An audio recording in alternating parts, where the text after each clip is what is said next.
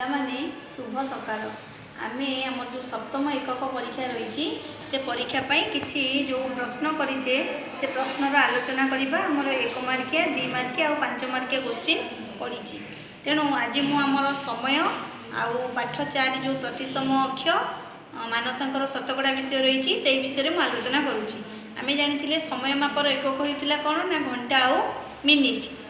आउ सेकेंड आम जानी 1 घंटा केते मिनिट ना 1 घंटा 60 मिनिट 1 मिनिट हूँ 60 सेकेंड तेणु 1 घंटा हूँ 3600 सेकेंड।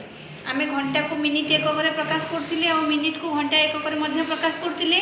आम जेहेतु जानते 1 घंटा हूँ 60 मिनिट से भाया मुझे पिला 2 घंटा केते मिनिट हम तुम कह 2 घंटा हूँ 60 दुणे 120 मिनिट सब मन रख मिनिट घरे आमर 2टा अंक रही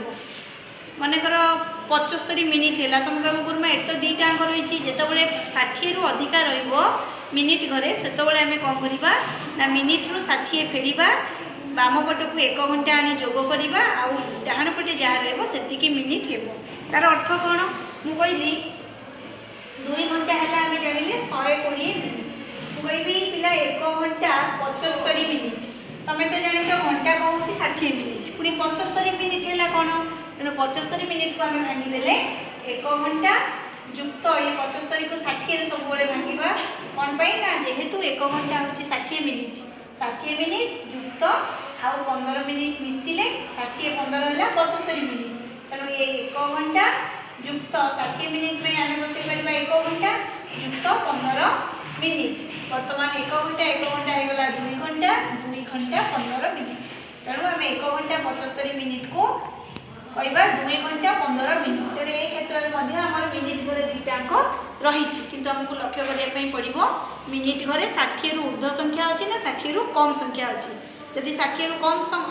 संख्या अच्छी अंक अच्छी ताले ठीक अच्छी जदि 60 रु अधिका अच्छी ताकि घंटा और मिनिट एकक प्रकाश करवा सेमती मुझे 3 घंटा 10 मिनिट जे केते मिनिट तुम 310 मिनिट कहब ना कि लिखब ना 3 घंटा 10 मिनिट हूँ 60 30 180 180 मिनिट रे 10 मिनिट मिसिला 190 मिनिट बुझिले से भाव में मुझे कहि यहाँ घंटा को मिनिट रे प्रकाश करवा सेमती मुझे कहि मिनिट को घंटा रे प्रकाश कर 135 मिनिट समान केते अर्थात केते घंटा आउ केते मिनिट तेरे मिनिट को घंटा रे प्रकाश कला बेले आम कौन करुचे ना 60 हरिबा जिते घंटा को मिनिट रे प्रकाश करुचे 60 गुणुचे जिते मिनिट को आम घंटा एकक प्रकाश करुचे 60 भाग करुचे हरण करुचे तेणु 60 दुणे है 120 60 30 180 बेसी होची तेणु 60 दुणे 120 फेर 5 रु 0 गला 5 3 रु 2 गला 1 15 अर्थात 2 घंटा 15 मिनिट कई 135 मिनिट को 1 घंटा 35 मिनिट लिखब ना तुम पावर लिखिदेव डाण 2टा गण छाड़ी बिंदु देदेव 1 घंटा 35 मिनिट ताले फुल हम बुझिले। आ गोटे कथा आम जानी कौन आमर ट्रेन समय थिला बा जहाँ आम कहे रेलवे टाइम टेबुल थिला ताको प्रकाश करते AM PM रे बुझीला तेणु दिन 12टा रु राति 12टा पर्यंत समय को आम कौन कहवा दिन 12 रु राति 12 ताको आम कहे PM बा आम कौन कहे अपराह्न बुझीला से भाव में आम राति 12टा रु दिन 12टा पर्यंत समय को AM बा पूर्वाह्न कहे गोटे है आंटी मेरिडियन AM रो फुल फॉर्म होची आंटी मेरिडियन PM रो फुल फॉर्म होची पोस्ट मेरिडियन बुझेला तापर हमर प्रतिसम अक्ष विषय को टिके आलोचना करबा आमे जानिथिले इंग्रजी अक्षर A आउ H आरो प्रतिसम अक्ष संख्या केते इंग्रजी अक्षर A रो प्रतिसम अक्ष आमे केइटा अंकन कर परिबा ना गोटिए कहिथिली आउ X देखो X ए भलिया थिले आमे आरो प्रतिसम अंक ए भलिया 2टा अंकन कर परिबा